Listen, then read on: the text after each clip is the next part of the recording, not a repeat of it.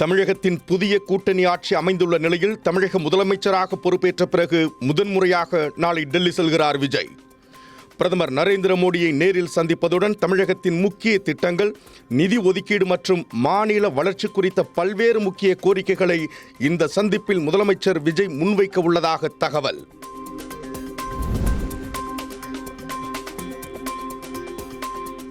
India Canada இடையே தடையற்ற வர்த்தக ஒப்பந்தம் குறித்து பேச்சு நடத்தி வருவதாக கனடா பிரதமர் மார்க் கார்னி தகவல்.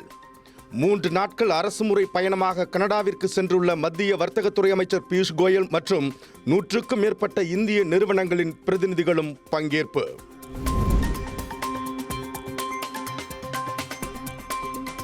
கச்சா எண்ணெய் தட்டுப்பாட்டால் தமிழகம் உட்பட நாடு முழுவதும் இன்றும் பெட்ரோல், டீசல் விலை உயர்வு.